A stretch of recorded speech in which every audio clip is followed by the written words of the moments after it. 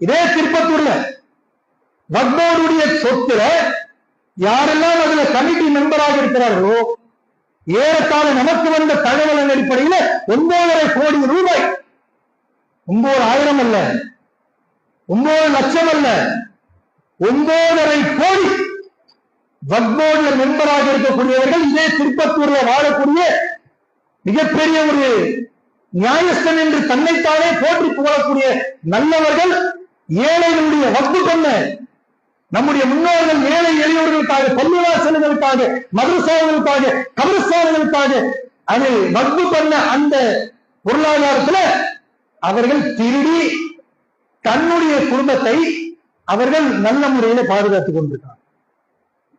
நம்ம கிட்ட கேட்டா நாம சொல்ல மாட்டோமா? சென்னையில இருந்து வர எனக்கு திருப்பத்தூர்ல 9 கோடி ரூபாய் அடிச்சிருக்காங்கன்னு தெரியுது. நம்ம எல்லாரையும் கண்காணித்துக் கொண்டிருக்கக்கூடிய மத்திய அரசாங்கத்துல நம்முடைய டேட்டா இருக்காதா?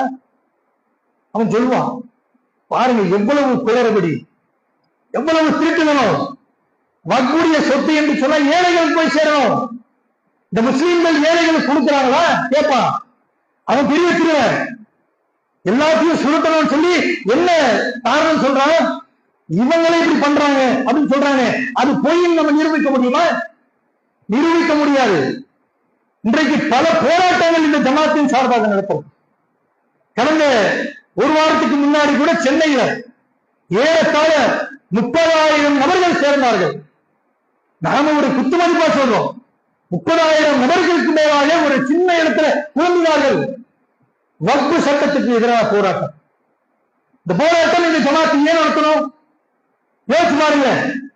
சுயநலமாக யோசிப்போம் என்று சொன்னால் தமிழ்நாடு தொழில் ஜமாத் வக்புடைய போராட்டம் கையில எடுக்கவே கூட சுயநலமா யோசிச்ச. ஏன் இந்த பள்ளிவாசல் இருக்கல, இந்த பள்ளிவாசலுடைய ஒரு செங்கல் கூட வக்புடைய பொருளாதாரம் கிடையாது. இந்த பள்ளிவாசல் விடுங்க, தமிழ்நாடு தொழில் ஜமாத்துடைய பள்ளிவாசல்கள் தமிழ்நாடு முழுவதும் 1000க்கு மேலாக இருக்கு. 1000க்கு மேலாக இருக்கக்கூடிய ஒரு பள்ளிவாசல்ல கூட ஒரு செங்கல் கூட வக்புடைய பொருளாதாரம் கிடையாது. அவ்வளவு கை சுத்தமாக இருக்கு. நம்மை நாமே பாராட்டிக் கொள்கின்றோம் என்று நினைக்காதீங்க.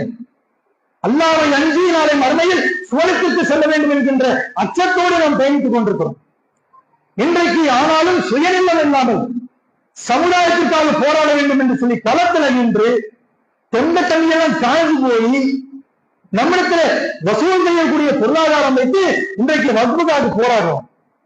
திருநெல்லாம் வாய மூடிட்டு இருக்கான்.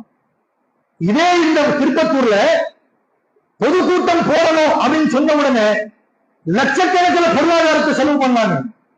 எந்த பணத்துல? இவர்கள் அடித்த அந்த 9,500 கோடி வக்புடைய பொருளாதாரத்துல தான் இந்த திருமுனையில் உட்காரக்கூடிய தொழாமல் குடிகாரன், கஞ்சர், அப்படிப்பட்ட நபர்கள் ஜெயிலுக்கு போகக்கூடாது, ஏதாவது பெரிய சூஃபியமா இருக்கும், அவரை பாதுகாக்கணும்னு சொல்லி அந்த கொள்ளையளித்த பொருளாதாரத்தில் செலவு செய்து இன்னைக்கு பாதுகாக்கிறாங்க. அல்லாஹ்வுடைய மார்க்கத்தை, சத்தியத்தை எடுத்து வைக்க வேண்டும் என்று சொன்னால் இவர்கள் நுழைந்துவிடக் கூடாது என்பதற்காக அதே சொத்திலிருந்து கொள்ளையடித்த அந்த பொருளாதாரத்திலிருந்து எடுத்து செலவு செய்து இவங்க வரக்கூடாதுன்னு சொல்லி செலவு செய்யறாங்க. ஆனாலும் இந்த சமுதாயத்திற்காக போராட வேண்டும். நாளை மறுமையில் அல்லாஹ் நம்மிடத்தில் கேள்வி கேட்பான். அந்த கேள்விக்கு நாம் சரியான பதிலை சொல்ல வேண்டும் என்கின்ற ஒரே நோக்கத்தோடு எந்த பொருளாதாரத்தை வைத்து நம்மை தாக்குகின்றானோ, அடிக்கின்றானோ, அவனுக்காக அவனிடத்தில் இருக்கக்கூடிய அந்த சொத்தை நீக்கி தர வேண்டும் என்பதற்காக இந்த ஜமாத் நேற்றும் போராடியது. இந்த இடைக்கால நீதிமன்ற உத்தரவு வந்த பிறகும் போராடி கொண்டிருக்கின்றது. ஒருவேளை நமக்கு எதிராக, இந்த வக்புக்கு எதிராக ஒரு தீர்ப்பு வந்துவிட்டால் நிச்சயமாக இந்த ஜமாத் ஒருபோதும் ஓயாது. இந்த போராட்டங்கள் தொடர்ச்சியாக நடக்கும். இதையெல்லாம் ஏன் சொல்கின்றோம் என்று சொன்னால், போராட்ட குணம் என்பது ஒவ்வொரு முஸ்லீம் இடத்துல நிச்சயமாக இருக்க வேண்டும். ஏன் இது நாமளா வளர்த்துக் கொள்ள வேண்டிய விஷயம்.